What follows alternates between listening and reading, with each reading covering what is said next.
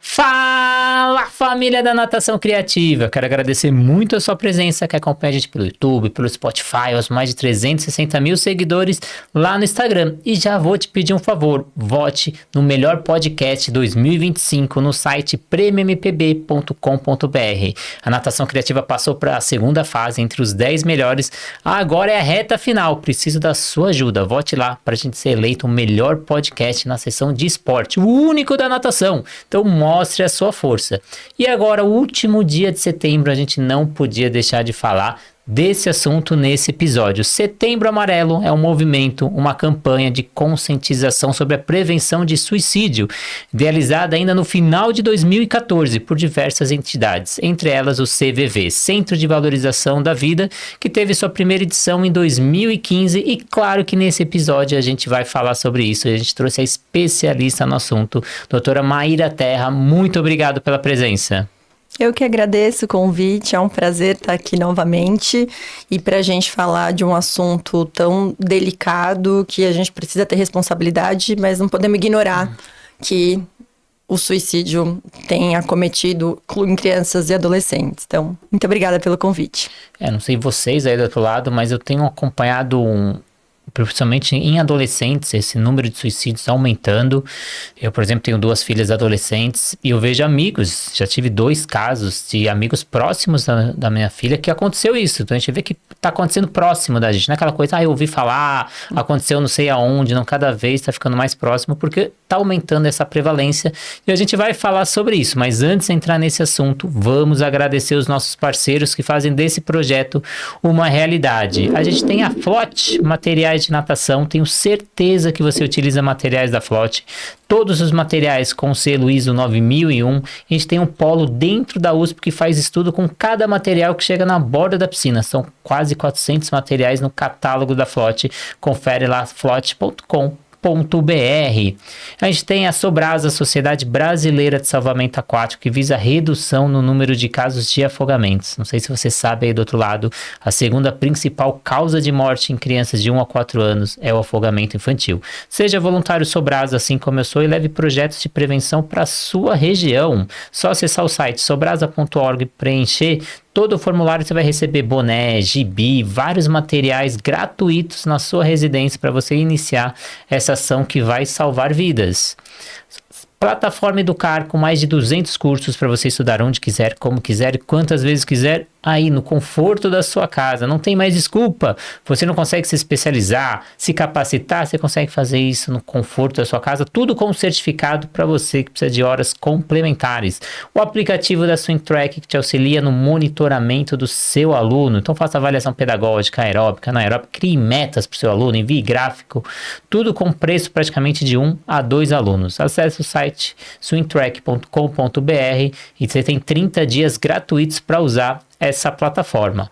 A gente tem a Raiz, uma nova metodologia no mercado que te auxilia aí para você aumentar a vida útil dos seus alunos, principalmente os adolescentes que estão deixando, 70% dos adolescentes deixam a natação. Foram mais de 32 mil adolescentes que deixaram quando saíram da iniciação para o aperfeiçoamento. Uma nova metodologia que vai mudar a sua visão. A gente tem a WL Salvamentos Aquático, que traz profissionais capacitados para clubes, para condomínios. Então você precisa de segurança, porteiro, salva-vidas, bombeiro civil, só entrar em contato com a WL Salvamentos Aquáticos. Mas vamos deixar de papo, doutora Maíra, vamos para o que interessa. A gente tem um estudo de 2019 que revelou que 31% dos alunos de 13 a 17 anos se sentiam tristes frequentemente e 17% avaliaram sua saúde mental de forma negativa. Como você enxerga esse estado atual de saúde mental entre adolescentes no Brasil? Então, a gente tem um aumento, né, principalmente de transtornos ansiosos e depressivos, e além disso é subnotificado. A gente sabe que esses números eles são até maiores, porque há uma confusão de diagnósticos. Mas a gente fala, quem é esse jovem de hoje, né? Esse jovem do século XXI é um jovem pós-pandemia. E isso agravou-se, o que a gente viu, que o isolamento e a própria fase da adolescência, isso também é um dado importante. A adolescência, 50% dos transtornos depressivos, eles abrem na adolescência. Hoje a gente tem mais informação. Então, a verdade é quando eu pergunto para os pais, às vezes, principalmente de famílias que têm histórico de depressão e ansiedade, eles falam que começou na adolescência, mas não foram diagnosticados. Então, a verdade é que o aumento a gente está mais atento, diagnosticando mais, mas a gente também tem um contexto agora, principalmente internet, contexto pós-pandemia, que tem piorado, sim. Você comentou que ele pode ser misturado com outros sintomas ou outros diagnósticos, mas ao mesmo tempo as pessoas conseguem conviver com ele e às vezes não dão muita importância, ou os pares que estão ao lado não dão muita importância. Falar, não é nada, é só uma fase. Então, mas quais são os principais fatores que têm afetado emocionalmente esses jovens nesses dias, ainda mais hoje com rede social, cobrança, isolamento? Então, a rede social é um fator, sim, de piora de saúde mental, mas ele não explica todo esse aumento. A rede social, a gente fala que tem a gente chama de FOMO, Fear of Missing Out. Então, o adolescente tá tudo bem, tá tudo legal, mas eu abro meu Instagram e vejo alguém nas Ilhas Maldivas comendo um camarão. E aí eu falo, nossa, a minha vida não tem graça. Então, essa inveja e essa comparação é um dos fatores, mas não somente. Tem uma cobrança excessiva em cima dos adolescentes hoje em dia. Porque talvez o mundo do trabalho esteja mais difícil e também porque os pais da geração 30, 40 está adoecida também. E aí, esses pais que também estão adoecidos e que olham também para a vida um esvaziamento, eles começam a cobrar do adolescente os sonhos que eles não conseguiram. Então, há uma cobrança excessiva, sim, tanto de escolas, assim, as escolas, eu vou pegar boletim, as coisas dos meus adolescentes, eles parecem mini executivos, tem que ter soft skills, inteligência emocional, e a gente tá falando 12, 13 anos. Então, há uma cobrança e os adolescentes têm sentido isso.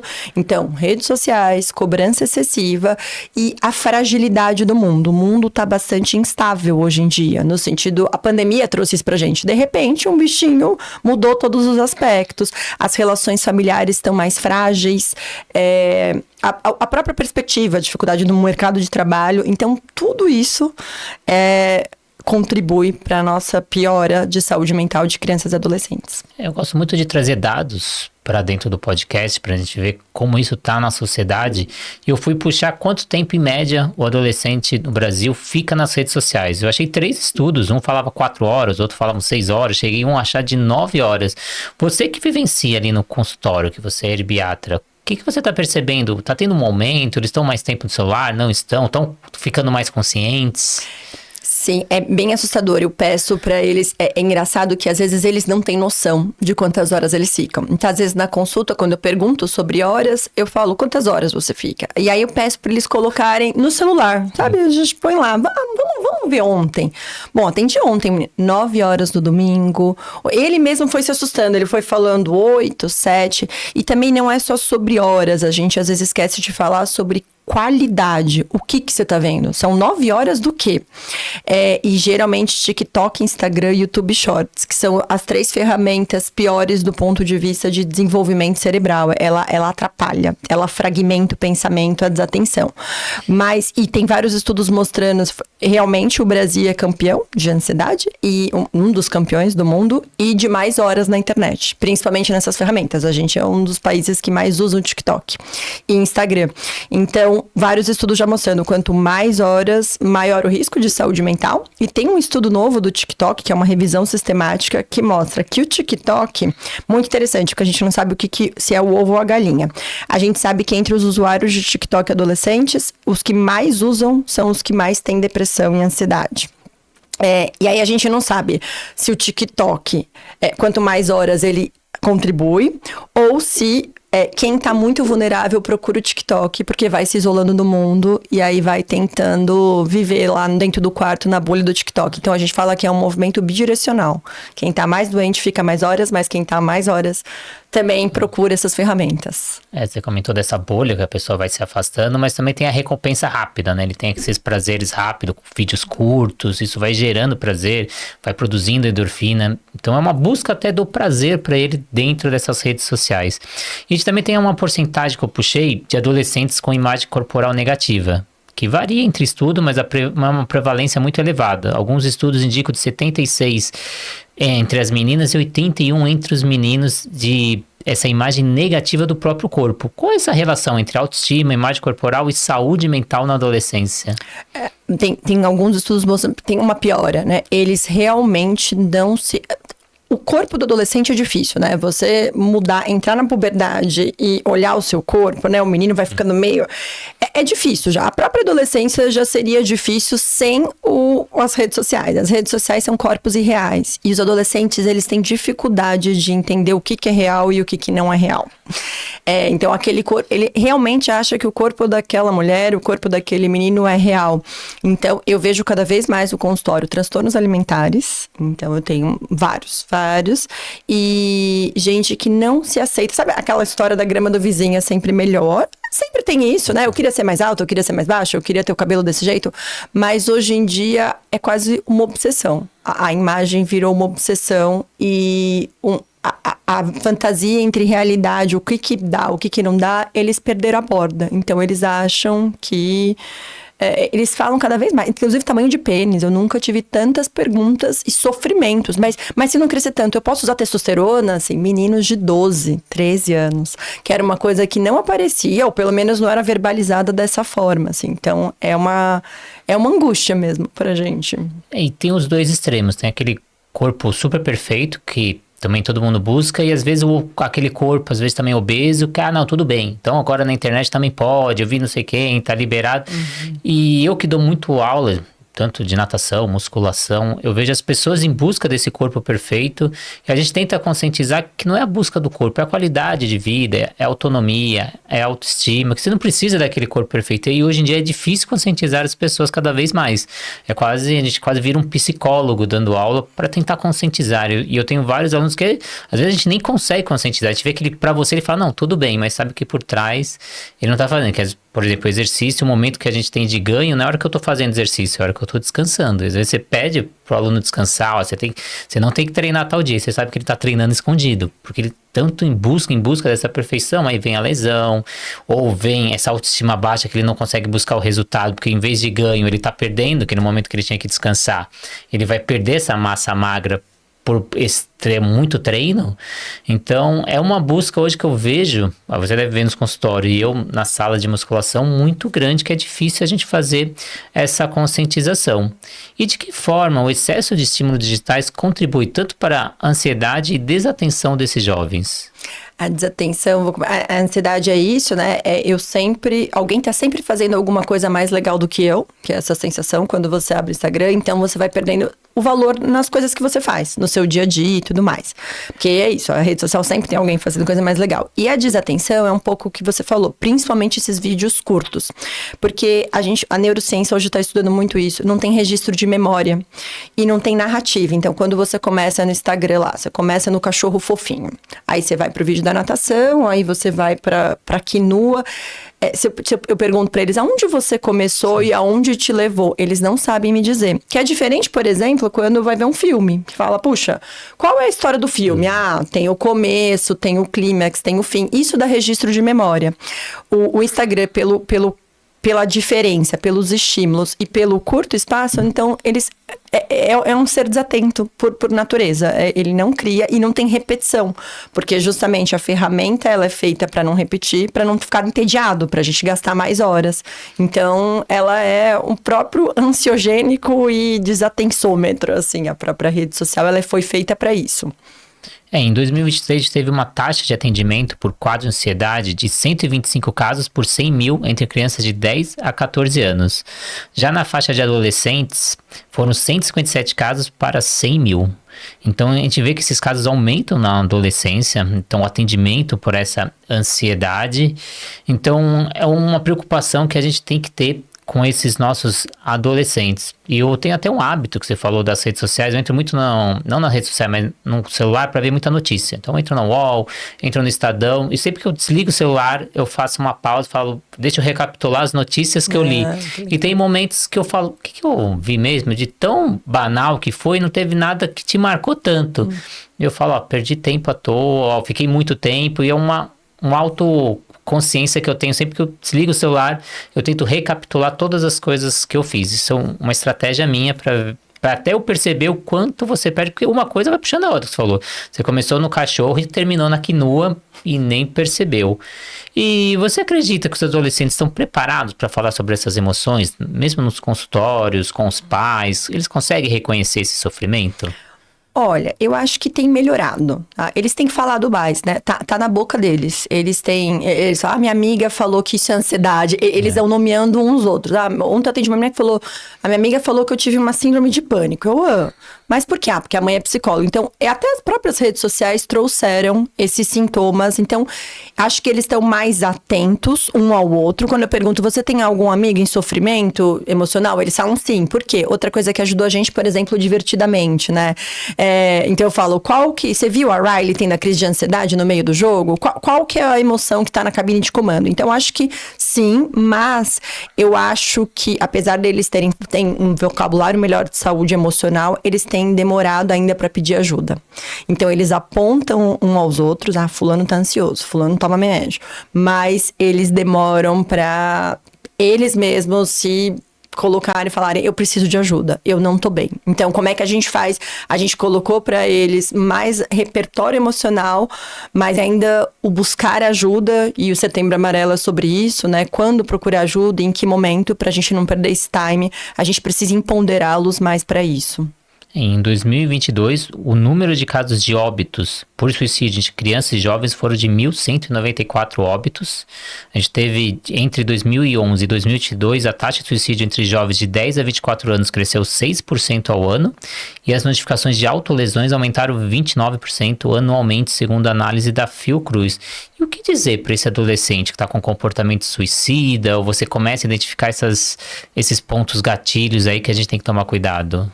Então, o comportamento suicida, apesar do ato suicida ser algo impulsivo, ele é uma construção. E a ideia é que a gente comece a identificar alguns sinais que podem levar a esse comportamento. Então, por exemplo, alterações de apetite, comer demais ou comer de menos, que às vezes o adulto é mais comer de menos, mas os dois, alteração de sono. Tá, aquele adolescente que tá trocando o dia pela noite. O adolescente que fazia uma atividade física, gostava daquilo e ia reclamando, adolescente normal, mas que deixa de fazer as coisas. Então, começa a faltar nas aulas de natação, começa a faltar no próprio jogos online com os amigos, vai se fechando nas redes sociais, então cada vez menos dentro do quarto, cada vez mais horas dentro da internet, ele não olha mais muito no olho, e vai se fechando mesmo, assim. E quando você vai pelas beiradas, você vai vendo que as coisas não têm muito sentido, assim. E projetos futuros, às vezes eu pergunto, como é que você se vê? Não me vejo, né? Então, esses são sinais de alarme muito importantes para a gente não negligenciar, assim, procurar ajuda mesmo. E na minha lição de casa, que eu fico procurando esses estudos, teve uma coisa até que me surpreendeu, que eu não sabia, que aumentou a porcentagem entre meninas. De 10 a 14 anos, houve uma alta de 221%, no caso, suicidas entre meninas. Já entre meninos na mesma faixa etária foram de 170%. Você vê essa diferença entre meninos e meninas, que está aumentando mesmo? Tá aumentando, inclusive crianças, hoje a gente fala 6 a 14, mas o super importante, meninas tentam mais, então tentativas de suicídio, meninos morrem mais. Os meninos, infelizmente, quando eles tentam, a tentativa é mais agressiva, então é uma vez só. Então, por exemplo, chega na emergência mais pra gente meninas. Esse número é porque a gente consegue... É quando a gente consegue notificar. Às vezes, meninos nem chega pra gente, infelizmente, e não tem nenhum número. Mas, geralmente, isso em todas as faixas. A gente fala que tem 2 faixas de risco de suicídio. Adolescentes e adulto jovem e idosos. E todas as faixas, meninos... O número é maior de suicídio, mas as tentativas é maior em meninas, em todas as faixas, isso se mantém. E eu acho que todo pai, toda mãe, que às vezes tem um caso ou de tentativa ou, infelizmente, de óbito, a pergunta que fica é, como eu não percebi? O que eu deixei de ver? O que eu deixei de fazer? Que dica você dá para esses pais que estão aí do outro lado, dele identificar mais rápido esses cenários? acho que escutar e escutar indo pelas beiradas. Assim, às vezes a gente... como foi seu dia? Como foi a escola hoje? Sim, não. Todas as perguntas que a gente puder falar sim, não, o adolescente vai fechar. Mas fazer perguntas abertas e também, às vezes, contar algum sofrimento seu. Olha, quando eu tava na adolescência, eu passei por um término de um namoro e foi muito difícil. E eu fui ficando... Quando você conta, você vai aproximando, você dá abertura e interesse pela história dos adolescentes, né? Então, eu tô interessada em você, me conta. E quando a gente começa a perguntar, né, de sono, alimentação, ver que as coisas não estão andando direito, quando a gente vai falando para eles, às vezes eu vou falando bem pausadamente, você concorda? E aí ele vai abrindo a portinha. Sim, olha, mas ultimamente eu tô te achando, mudou muito o seu comportamento, né? E aí quando você vai abrindo a portinha, ele vai entrando, assim. E aí, muito cuidado também. A gente precisa escutar sem expectativa, com tempo. Disponibilizar contato também. Então, por exemplo, se você tá preocupado, me liga qualquer coisa, eu tô aqui, né? Um interesse singular pela história. Então, quando conta uma história, total atenção nessa história. E rede de apoio, né? Você não tá sozinho. E às vezes isso chega pro professor, né? A primeira pessoa é o professor. A importância de vocês, eu tenho vários adolescentes, transtorno alimentar, tentativa de suicídio, que a primeira pessoa que percebeu e que o adolescente conseguiu abrir foi o professor. Então, o professor também com essa importância de acionar a rede, né? Acionar a família. Às vezes a família não é a primeira pessoa, a mãe, o pai, a identificar ou a perceber, porque é difícil também perceber isso dentro de casa, né? Então, quando alguém fala, é muito comum, às vezes, no consultório falar, puxa, eu tô muito preocupada com você. E aí cai a ficha de todo mundo, sabe? Começa a chorar na hora. As pessoas estavam percebendo, mas é muito difícil. Então, alguém, às vezes, apontar e colocar em palavras o que tá vendo é uma forma importante. É quase um momento de luto, né? Eu tô vendo, mas eu não quero acreditar que eu estou vendo. Mas uma coisa muito importante frisar, doutora, é que você falou dessa escuta ativa, do adolescente se abrir, de falar, mas tudo é construído antes. A gente não pode esperar a adolescência. Meu filho não fala, meu filho não se abre, é só assim, como foi seu dia? Foi bom. O de sempre. Mas a consequência de uma criança é toda a consequência do que ela foi como bebê. Então, essa criança infantil foi o que você construiu e você deu de estímulo quando ela era um bebê. O adolescente é a consequência do que ele foi na infância. Então, você quer um adolescente que tenha uma proatividade, que ele faça as tarefas de casa, você tem que construir isso na infância. Porque não adianta você chegar na adolescência e cobrar uma coisa que você não construiu antes. Então, você quer uma voz ativa, você tem que ter feito isso na infância para poder percorrer. Na minha residência, por exemplo, o jantar ele é sagrado. Todo mundo janta às 7 horas da noite e ninguém sai antes das 7h40. A gente fala do seu dia, cada um fala do seu, que você falou, assim, eu falo das minhas dificuldades, outro fala das dificuldades, e a gente vai todo mundo colocando. Quando chegou 12, 13 anos, 14, era uma briga. Eu não quero, isso é chato, eu não vou. Depois, hoje já não tem mais isso. Elas estão com 21, 23 anos, na verdade 22 e 24.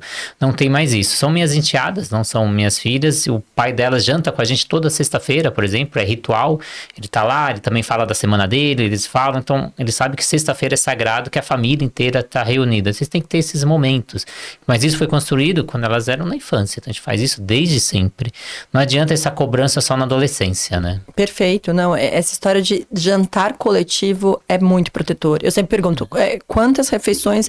Tem um estudo que mostra que o tempo de qualidade dos pais com os filhos é 18 minutos por dia. 18, você falou das 7 às 7h40, eu já fiz, já tá o dobro da média das pessoas. 18 minutos. O que é 18 minutos, né? Quando a gente pensa, a gente perde 18 minutos. Então, eles sentem isso e eles veem. Meu pai tá tentando, né? Tá tentando, tá errando, mas tá propondo. Então, esses combinados e cumprir os combinados é muito importante. O que os adolescentes têm visto é... Meus pais falam uma coisa, mas fazem outra. Eles falam pra eu não ficar na internet, mas eles ficam. Eles falam pra eu não comer de qualquer jeito na cama, mas meu pai pega o prato e vai pro quarto. Então, a gente tem que ser o exemplo. E esses combinados, quando a gente propõe, eles têm que serem cumpridos, né? É muito importante isso que você tá falando. Mas tá emburrada, tá com cólica. Tudo bem, vai ficar os 40 minutos, porque eu também tô cansado, porque, né? E você também fala, quando você fala, eu falo dos meus problemas, a gente aproxima também, né? É muito importante. E como o exercício físico pode ser um fator protetor, tanto para a saúde mental e quanto também para a autoimagem desses adolescentes? O exercício físico só tá, assim, quando a gente vai ver de transtorno de ansiedade e depressão, que são os maiores, e inclusive os maiores fatores de riscos para suicídio, né? Quem é geralmente entre o comportamento suicida, tá no meio dessa construção, transtorno de ansiedade e depressão, às vezes diagnosticado, às vezes não. O exercício físico, ele já é em transtornos ansiosos e depressivos leves a moderados, exercício físico combinado com psicoterapia é superior à medicação. Nos graves, a medicação é importante, até para apagar incêndio, mas nos leves a moderados, que é a grande maioria desses números que você colocou, exercício físico e psicoterapia é melhor. Eu repito isso porque olha a importância do exercício físico, não só como prevenção, como o Renato falou, de construção, mas também de tratamento. Eu tô falando sobre tratamento. E a percepção da autoimagem, o exercício físico, o ambiente esportivo, ele ajuda porque a gente vai usando o corpo para outras coisas. Não é só o corpo para... É o corpo como força, como resistência, como coragem de eu ir lá, me superar. Então, a gente muda aquele hiperfoco que é o corpo só pela beleza, só pela estética, né? É o corpo para atividade física, né? Olha que potência que é isso, você conseguir fazer uma prova, você nadar os seus tantos metros que você se propôs e a progressão, né? Quando a gente vê o corpo... Putz, eu não conseguia correr, aí agora eu corro 5 minutos. Então, é essa outra percepção corporal que também é muito protetor. E as competências e valores que o esporte traz, né? Então, a disciplina, o respeito pelo próximo, ou você ter aquela resiliência, um momento você não conseguiu, outro momento você vai conseguir. Mas chega agora um momento de reflexão, doutora, porque o que eu vejo aí dentro da parte da prática do exercício físico, que às vezes a gente não trata adolescente como adolescente na prática. Ou a gente trata esse adolescente como criança grande ou um adulto em miniatura. Se essa criança tá com algum problema, fala, ela tá agitada, ela tá com TDAH, ela tá com alguma coisa, esse adulto tá com ansiedade, tá com depressão, e quando o adolescente tá com alguma coisa, é aborrecente, esse ele é chato, ele só reclama, mas a gente não trata o adolescente como adolescente. E qual a importância da gente trazer atividades que aproximam a atividade com os interesses desses jovens? Eles se consideram não lugar. Eles falam pra mim, eu não tenho lugar na sociedade, porque todo mundo valoriza a infância, o adulto é o adulto, e quem sou eu na sociedade? Então, quando um educador, quando a gente tem uma natação para adolescentes, não, eu tô valorizando vocês, eu vejo vocês, eu dou um lugar para vocês. Isso é muito importante no mundo que eles falam. Uma das questões, né, a solidão tá muito neles, né? Então eles falam, puxa, tem um lugar aqui pra mim. A construção da adolescência é um conceito novo, assim, não existia adolescente. Quando a gente olha quadros antigos, não tinha espaço de adolescente, tinha... E é muito interessante, quando eu falo que eu sou pediatra, todo mundo fala, ai, que fofinho. Quando eu falo que eu sou ibiatra médio adolescente, nossa, você tem uma paciência, né? Já julgando. Então, eles sentem isso, eles sabem que é um lugar muito... a sociedade julga muito e patologiza muito. Então, acho que a nossa função é desconstruir. A gente tem uma responsabilidade de, tipo, dar um lugar que eles não estão vendo. E estão respondendo a isso, vide o que a gente está falando sobre saúde mental. E que dica você daria para os profissionais que são professores? O que trazer que é atrativo para esse adolescente no exercício físico? Como atrair essa vontade, esse desejo dele querer voltar? Porque, como você disse, o jovem ele vai reclamar, ele não quer voltar, como fazer? Eu acho que ajudar na progressão, essa história de, sei lá, eu vejo muito as lutas, por exemplo, de mudar de faixa, sabe? Então, eu sou branca, e aí eu tenho que fazer tantas coisas que eu viro, sei lá, eu acho que isso é muito legal. E as competições, assim, né? Eu acho que, de alguma maneira, é claro, a competição em excesso, mas saber também, ter um reforço positivo, um ganho, algo que ele tá ganhando ou perdendo. O adolescente também é movido nesse ímpeto de, tipo, ganhar, perder e de ganhar resiliência. Quando é muito só, por exemplo, eu vejo pilates, assim, eles não engajam tanto, não tem. Mas essa coisinha de raiva, putz, eu fui mal e agora eu quero ir bem, e eles irem vendo junto com vocês, eu acho que é muito importante. É isso que dá puxa, eu quero estar lá, ou até viagens também esportivas. Então, por exemplo, agora a gente vai nadar no mar. Então, vai aumentar o nível de desafio e numa programação. Então, olha, é no fim do ano. Então, a gente vai trabalhar o ano com esse objetivo final. Eu acho que tem muito mais chance de amarrar o adolescente, porque ele se desafia, né? O adolescente, ele é movido nesse ímpeto. E você vê que tudo que você falou é o quadro perfeito para natação. Então, é a competição, é o trabalho em grupo, é as viagens, é tudo que a gente tem dentro da piscina, mas a gente não consegue manter esses jovens. É até contraditório. O jovem, ele gosta de competição, ele gosta de mostrar para o outro que ele é melhor, ele precisa achar as tribos que a gente chama deles, então ele vai se conectando, e a tribo do esporte, a tribo da natação, a tribo da competição. Então, eles adoram. Então, você fazer uma atividade, às vezes, fora da sua academia, vou fazer uma pizza, vamos para não sei aonde, propor uma união. Você já gravou alguns podcasts com a gente, até vou deixar no card aqui no final para quem quiser ver os outros podcasts. Eu falo as estratégias que você mostrou naqueles podcasts, eu uso até hoje nas minhas aulas de natação e mudou muito, modificou demais. Hoje eu praticamente virei especialista de jovens. O que eu tenho de alunos de particular de jovens é impressionante. Mas o primeiro contato com eles é muito difícil. Até um contato que eu tive com o André. Era o André e a Letícia, 2 irmãos, que a mãe me chamou e falou, eles estão indo para uma academia, já estão há anos, mas é uma briga aí todo dia, uma briga. Eu vi que você é especialista em jovens, você não quer vir dar uma aula teste para ver se eles gostam? Aí eu cheguei para dar aula para os 2, a Letícia tinha 10 na época, o André devia ter 12, e a Letícia já veio de maiô, touca, roupãozinho, o André já veio de roupa, né? Eu já vi a resistência que ia ser. A hora que ele chegou na piscina, eu falei, nossa, André, sua mãe falou que você nada super bem, eu vim aqui para ver você nadando, vamos lá. Ele, você já me viu, pode ir embora. Falei, não, André, eu quero te ver dentro da piscina. Ele pegou a água da piscina, molhou aqui no braço, falou, pronto, já me viu molhado, pode ir embora. E esse foi o primeiro contato que eu tive com o André. E aí, conversando, aquela conversa, brinca daqui, brinca de lá, ele entrou, fez a aula, acabou a aula, falei, André, foi legal? Foi não. Aí a segunda, a terceira, ele, tá ficando legal. Aí depois das próximas aulas, tá melhorando. Acho que chegou na 12ª aula. Nossa, hoje foi legal. Falei, não, André, peraí que a gente vai filmar, eu vou mandar pra sua mãe, porque eu mereço uma viagem pra Disney. Eu consegui fazer você falar que a aula é legal. A gente filmou, fez aquela brincadeira, mandou pra família. Hoje eu já tô com o André há 4, 5 anos. Ele não tem mais agenda, que é aquela coisa de adolescente com agenda. Ele já parou 3 vezes. A mãe falou, esse semestre não dá, o André tá com a agenda lotada, não vou mais deixar ele na natação.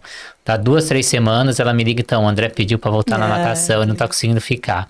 Mas foram coisas simples, por exemplo, às vezes pedi pra ele trazer uma playlist pra tocar na música, tocar na aula, falar, mas fica 80% com a cabeça na água, mas eu pego uma música que ele trocou e falo, nossa, eu gosto dessa banda, eu gosto disso, mesmo eu não gostando. E aí me conecto com ele, é aquelas tribos. Uma vez ele gosta muito de futebol. Eu trouxe uma listagem com 10 perguntas sobre o São Paulo, que é o time dele. E aí eu dava 2 exercícios. Falava, vou dar um exercício fácil e um exercício difícil. Se você acertar a resposta dessa pergunta, você escolhe. Se você não acertar, eu escolho. É claro que eu vou escolher a mais difícil. E é aquele negócio do desafio, dele provar que ele gosta do São Paulo, que ele conhece. Ele adorou a aula. Na semana seguinte, ele entra na piscina com um papel na mão. Eu falo, André, tu vai estar estudando para a prova aqui na piscina? Não dá, né? Vai estudar na sua casa. Ele, não, eu trouxe 10 perguntas sobre o Corinthians para ver se você conhece sobre o Corinthians. Que legal. E aí você vê a conexão. E aí a irmã falou, mas eu não gosto de futebol. Eu falei, o que você gosta? Falou, eu gosto de série. Aí na aula seguinte eu trouxe 10 perguntas da série que ela gostava. Aí você fala, nossa, Renato, como você conhece futebol? Como você conhece de série? Foi o ChatGPT, em menos de 5 minutos, que me deu as perguntas. E você cria essas conexões com jovens. Então acho que é importante essa conexão. Eu queria que você falasse agora das atividades físicas, como redução dessa ansiedade e até sintomas depressivos, que você falou que é até melhor do que remédios, né? Mas só uma coisa da história do André, para não perder o gancho, acho que você sustentou a pisada, né? Porque o adolescente, ele testa a gente. E ele te testou muito. Demais, até hoje. E você sustentou, né? Então, acho que às vezes a gente sustenta pouco, né? E você viu continuidade, ele falou, pô, eu testei esse cara aí e ele é ponta firme, ele foi lá e trouxe. Então eu acho que esse exemplo do Renato, da gente sustentar a pisada e os pais também sustentarem. O que eu vejo também, os pais às vezes assim, o adolescente teve 1, 2 experiências, falou, não gostei daquele cara, ele é chato. Então tá bom, vamos procurar outra coisa. Poxa, não, vamos tentar 10, 15 vezes, né? O que eu falo às vezes, inclusive, com psicoterapia, que é um dos tratamentos em conjunto com a atividade física. Você não pode ir em 1, 2 sessões e falar, espera, vamos 3 meses, com 3 meses. Então, eu vejo muita gente mudando as atividades muito rápido, sem dar a chance de construção de vínculo. E construir vínculo não é fácil, o Renato está contando uma história aí de uma construção. Acho que isso é muito bonito, muito... E eu acho que o que você comentou lá atrás, que é os combinados. Tem que ter muitos combinados com os adolescentes. E tem brigas que você vai comprar e tem brigas que você não vai comprar. Eu faço muito combinados com eles, que nem um problema que eu tinha é que eles brigavam muito na minha aula. Mas brigavam, como são irmãos.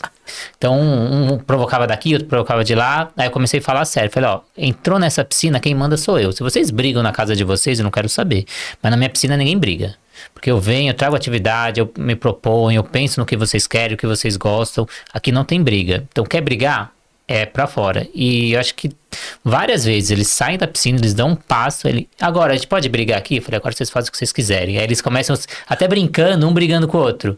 Então são os combinados que funcionam com eles. E até tem momentos que eles chegam cansados de prova, das atividades, que aí eu falo, vocês estão cansados hoje? Então a gente vai fazer tantas chegadas. Se chegarem a tantas chegadas, vocês podem ir embora. Pode ser 15 minutos antes, 20 minutos. Teve aulas que a gente fez metade da aula só, mas é uma conquista que ele sabe. Nossa, ele me respeita, ele sabe que eu tô cansado, ele entende isso, ele me enxerga como ser. Sim. Então, acho que esses combinados, e você vê, porque tem momentos que você não vai comprar briga, ele tá chegando de mau humor, cansado, então respeite também. E converse com a família, né? Porque também você liberou antes, conversa, hoje eu percebi, o André tá cansado, eu liberei a gente fez um combinado. Ele fez, às vezes, até mais chegado do que ele fez na aula anterior. Porque ele queria ir embora mais rápido. Às vezes ele chega, hoje tem jogo de São Paulo, eu preciso ir embora. Eu falei, então, André, vamos fazer tantas chegadas, acabou, você vai embora. Então, esses combinados são importantes. E aí, para professores, se a gente pudesse dar dica, o que é melhor? Atividades recreativas ou competitivas quando a gente fala desse bem-estar emocional?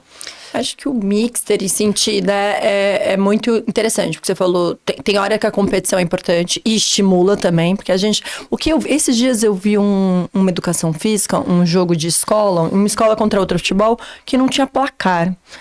E eu fiquei pensando, tá, entendi, é uma coisa criativa, mas ninguém ficou no futebol, então... A competição, 2-0, 2-1, é importante. Então, eu acho que a gente tem momento de recreação, que você falou. Então, sentir que aquele momento a gente não vai fazer um treino puxado e a gente vai combinar uma pizza depois do treino. Então, ou fazer uma roda de conversa, principalmente para times, né? Porque às vezes tá rolando burburinho, vamos conversar todo mundo? E fazer até recreações. Eu fui educada dentro das quadras, né? Fui atleta de alto rendimento, então aprendi muito de resiliência. E eram muitas meninas, imagina um time de 15 meninas adolescentes, hormônios à flor da pele, aí uma chora, outra tá de TPM, e eu lembro muito do meu técnico, do meu professor fazendo atividades, então a gente fazia, sabe aquelas cadeirinhas que uma segura a outra, corporal mesmo, antes do aquecimento, às vezes ele percebia que não ia dar pra, então ele fazia um aquecimento que era tipo rugby, aí, tipo, então acho que isso é importante, e sabia o momento de, a gente precisa reunir uma pizza pra todo mundo, para sair um pouco. Então, acho que a recreação é importante, mas a competição é importante, sim, para continuar. Essa história de jogo sem placar com adolescente, pequenininho, beleza. Mas essa progressão e outra coisa, colocar no papel.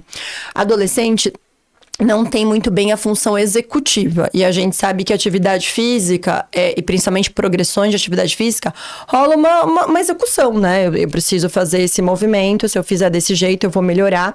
Como eles não têm o lobo pré-frontal bem desenvolvido, que é o nosso lobo bem executivo, a gente empresta o nosso. Então, colocar no papel...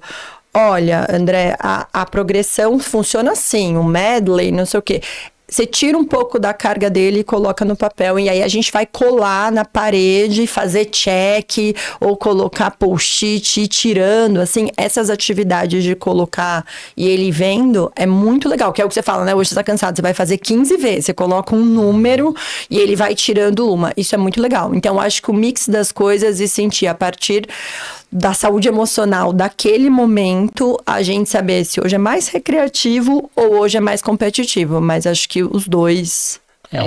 E aí são 2 pontos, né? Então, primeiro é você criar essas competições. O que eu faço quando eu trabalho em grupo é fazer competições, mas não do tradicional. Ah, quem chega mais rápido de crawl, quem chega mais rápido de costa, mas quem faz o submerso maior, quem fica mais tempo embaixo d'água, quem consegue levar mais materiais pro outro lado. E eu vou colocando esse ranking na parede. Então, de mês em mês eu solto o ranking. E aí eles vão ver, esse mês eu passei não sei quem, outro mês eu passei não sei quem, mas não trazer o convencional, porque quem é bom de crawl, ele sempre vai ser o melhor. E aqueles 90%, 98% sempre vão ser piores, isso não vai motivar eles. Muitas vezes ele é ruim no crawl, mas ele é bom no submerso. Ele é ruim no submerso, mas ele é bom só batendo perna. Então, você criar várias competições, não só as tradicionais, ou você enxergar o outro lado, não só a parte motora. Às vezes ele é excelente na parte cognitiva. Às vezes eu trago charadas, eu trago brincadeiras que desafiam com perguntas. Uma vez eu fiz também aquele mesmo sistema com o André. Eu escolhia 2 exercícios, fácil e difícil. Eu fazia uma charada, quem acertava a charada escolhia o mais fácil. E eram 2 grupos. E tinha um aluno que ele tinha mais dificuldade motor, ele era sempre o último a chegar. Mas sempre que ele chegava, ele acertava a charada. E aí todo mundo começava a torcer por ele. A hora que ele chegava, eu fazia a pergunta, ninguém acertava, todo mundo, vamos, vem que você vai acertar, vem que você vai acertar. E quando ele foi valorizado na natação, porque a parte motora, a parte de técnica, ele nunca foi bom, mas naquele dia foi valorizado. Porque a parte cognitiva dele era muito boa, ele era muito inteligente. Então, às vezes, você também olhar o outro lado da pessoa e não ficar só preso na parte motora, né? E tem alguma atividade física que tem mostrado mais eficaz na redução de ansiedade ou sintomas depressivos? Acho que é a maior pergunta de pais, né, que deve fazer para você. Mas que atividade eu coloco ele? Ele tá com ansiedade, tá com esses sintomas depressivos? Não tem, assim, uma atividade que você fala, olha, mais o que a gente, por exemplo, para desatenção, alguns estudos falam, isso especificamente para TDAH, que esportes coletivos ter uma sequência é importante, porque isso vai prendendo a atenção. Mas a gente consegue isso também em esportes individuais. Mas sabe a sequência de coisas? Você vai fazer primeiro isso, depois isso, e ele vai ter que decorar. Tipo, então primeiro você vai fazer tanto, não sei o quê. Isso então ajuda a coordenação. Mas qualquer esporte, desde que, e isso a gente fala, geralmente, a Organização Mundial de Saúde está falando 7 vezes por dia, 7 vezes na semana, ou seja, todo dia, 45 a 1 hora. E hoje a gente fala tanto a força muscular quanto aeróbico, mas não tem um esporte que você fale, isso daqui é campeão. Desde que tenha continuidade, respeite essa frequência e acho que é isso, que ele consiga interagir com outras. Geralmente a gente fala que esportes muito individuais, eles mantêm ainda dentro do isolamento. Então, coisas que você consiga ir na natação, interage, ir no, sei lá, numa atividade que é um coletivo, são mais protetoras, mas não tem uma atividade que você fale. É isso. Em uma das suas falas anteriores, você comentou que o exercício físico associado à parte de com psicólogo é excelente, às vezes, para casos leves e moderados. E o remédio mais para casos graves. Mas você percebe que hoje a procura por remédio cada vez é melhor, quando se fosse uma muleta, ou até mesmo a automedicação, às vezes nem a procura por um médico, as pessoas já começam a se automedicar. Você enxerga mesmo essa muleta no remédio? Sim, infelizmente, a maioria dos meus pacientes, eles têm, que tem transtorno de ansiedade e depressão, eles estão diagnosticados, estão medicados e estão sedentários. A grande maioria, assim, é desesperador. E aí eu falo pra eles, você quer tomar medicação pra sempre, por muito tempo? Aí eles falam, não. Eu falo, então, e se a gente começar a fazer atividade física pra gente tentar reduzir o remédio? Então, infelizmente, realmente o remédio, eu sempre falo esse estudo pras pessoas, porque o que acontece? Atividade física e psicoterapia é trabalho de formiguinha a longo prazo e mudança de estilo de vida. É muito maior o impacto. A medicação é pra apagar um incêndio. Então, a gente tá numa sociedade imediatista e impulsiva. Então, é muito mais... Só apaga um incêndio, mas não sustenta. Esse é o problema. Até vai bem quando começa o remédio, mas depois o cérebro adolescente vai mudando e ele não sustenta. Diferente de uma mudança do estilo de vida que... Então, eu falo pra eles, olha, tá bom, a gente apagou um incêndio e depois, daqui 2, 3, 4 anos, você é jovem. Você vai usar medicação quanto tempo? E o que a gente tem visto eles estão na 4ª, aí não funciona, aí muda de medicação, aí muda o psiquiatra, aí muda o diagnóstico, aí associa outra medicação e continua sedentário. Então, a gente precisa fazer um esforço coletivo para trabalho de formiguinha, ser menos imediatista, porque a hora que toma gosto pela atividade física, a hora que tem um espaço de fala na psicoterapia, quando a gente começa a tirar os diagnósticos, as medicações, esse imediatismo para construir mesmo, construir futuros, assim. Segundo o IBGE, 47% da população é sedentária. Entre o adolescente, eu lembro se é 84% ou 87%. Esse quadro é ainda maior. Então, a gente precisa ter esse olhar para os adolescentes. E quando a gente fala de automedicação, também a gente tem uma realidade muito alarmante. 9 a cada 10 pessoas que tomam medicamento por conta própria no Brasil. Então, essa falta, às vezes, de procura de um especialista, de ir no médico, de ter esse diagnóstico, de ter um novo olhar, então, indicar não só a medicação, então, a importância de quem está aí do outro lado, tá com seu filho, tá com seu adolescente, você mesmo tá com ansiedade, a importância da procura de um especialista, né, doutora? Perfeito. E o que eles têm feito, eles começam a medicação, aí eles esquecem, aí eles pulam, aí eles tomam 2. E assim, medicações psiquiátricas, especialmente, é muito perigoso fazer isso. Porque a gente tá mexendo com o neurotransmissor. Então, tem abstinência, tem sintoma, tem enjoo, tem dor de barriga, tem dor de cabeça, não consegue, altera sono. Então, nível de atenção. Nível de atenção. Então, a gente precisa tomar ainda mais cuidado com a automedicação. Uma coisa é automedicar com, sei lá, dipirona. Outra coisa são essas medicações que mudam a estrutura cerebral de um cérebro ainda em desenvolvimento. E como as escolas, clubes e academias podem contribuir para uma abordagem mais acolhedora e preventiva na saúde mental dos jovens? Acho que esse tipo de conversa que a gente está fazendo, eu acho que cada vez mais as escolas estão procurando e estão fazendo a ponte entre educação e saúde, né? Então, trazendo especialistas em saúde mental para como identificar, como é que eu não deixo passar. Então, eu vejo as escolas melhorando isso, mas às vezes eu vejo os profissionais ainda com muito medo.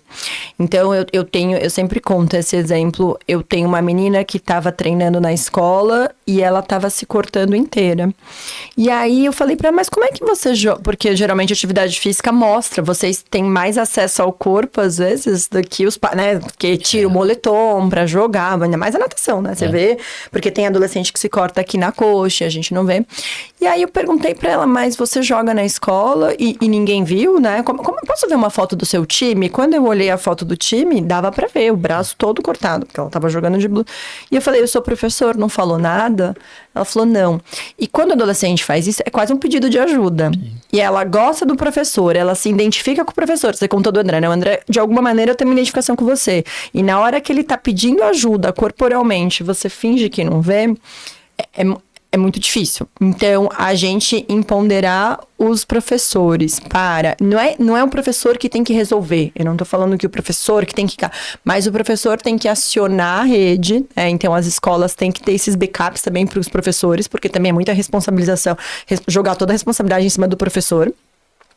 Fazer uma equipe de saúde mental que ele acione, que vá conversar com a família e fazer essa ponte entre profissionais especialistas e a família.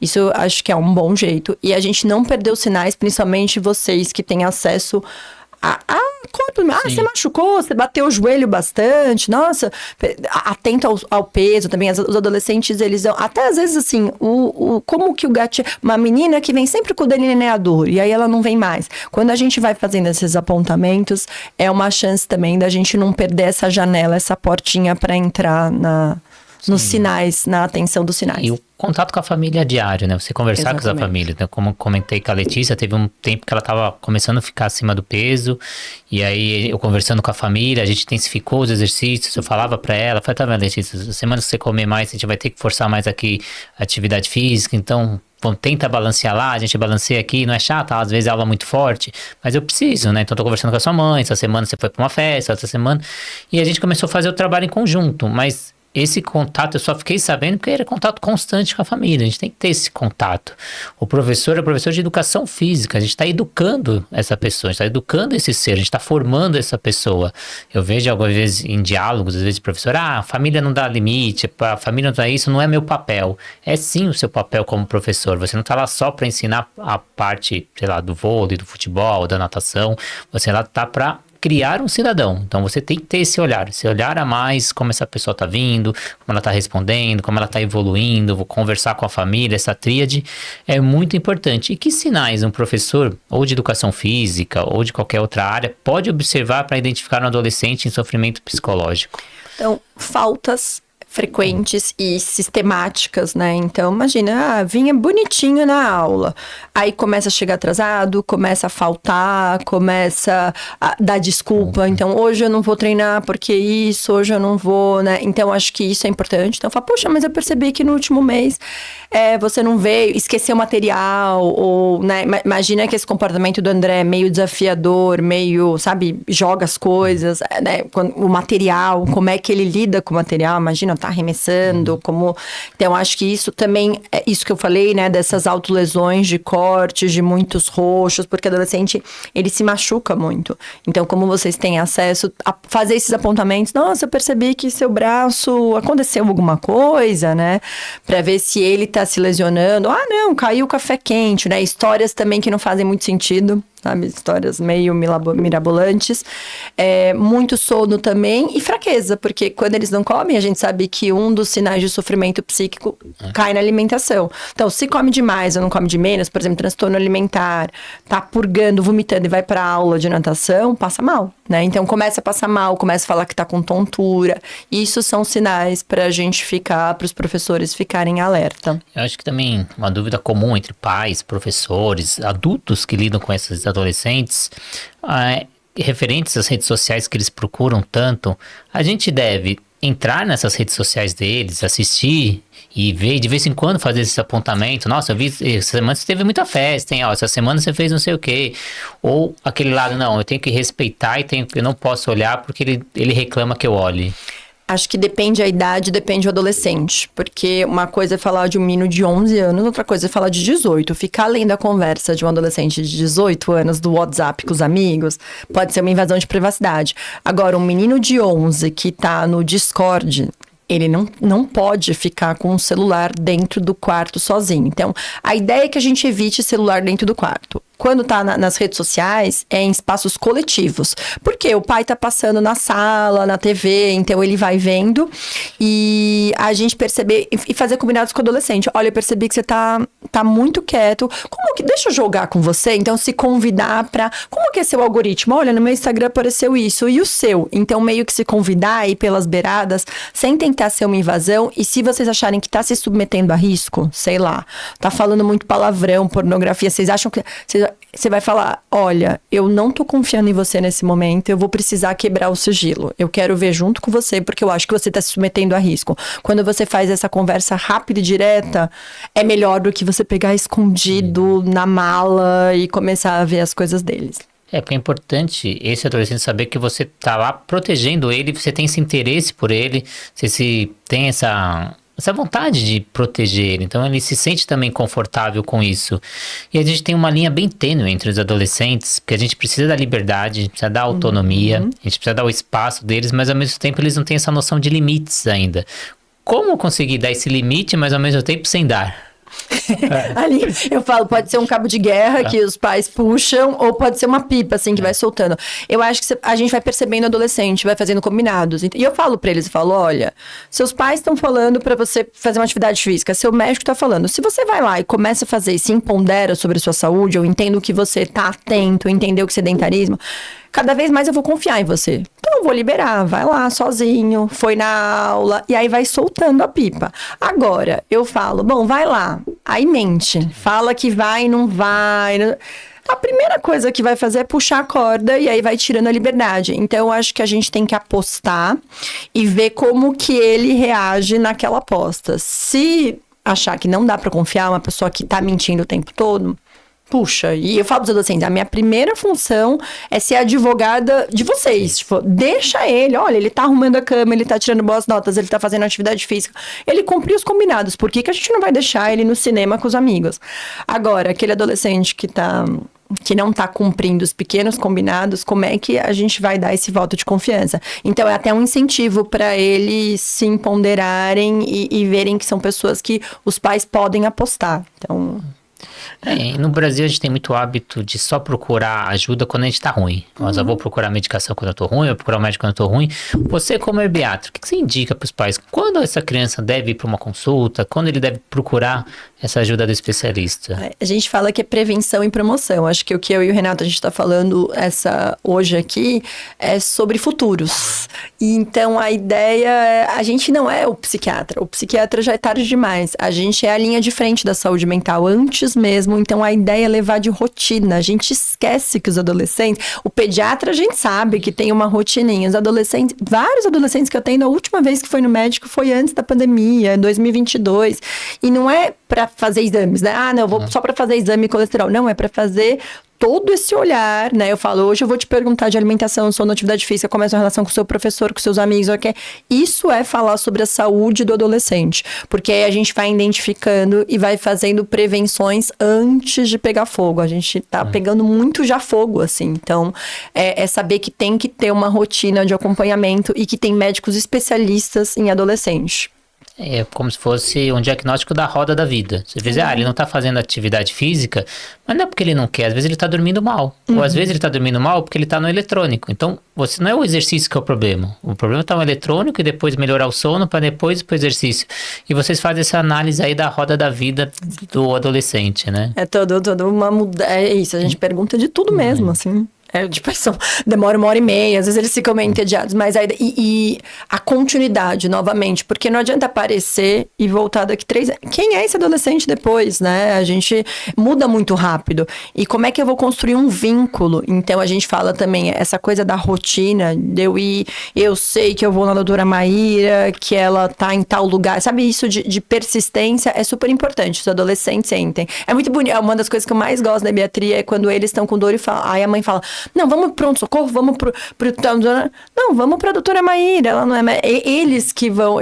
quando eles se empoderam, assim, é a coisa mais bonita que a gente pode... Eu fico muito feliz. Então, quem pediu pra marcar a consulta foi o adolescente. Falei, ele entendeu bem sobre prevenção e promoção de saúde. Legal. Doutora, eu queria que você deixasse agora as suas redes sociais, os seus projetos. Agora é hora de fazer o famoso jabá. Então, se as pessoas quiserem saber mais sobre a sua consulta, onde é, tem online, não tem, ou seus projetos, conta aí pro nosso público. Eu falo que eu sou uma mulher independente, que eu tenho muitos projetos, quase como o Renato.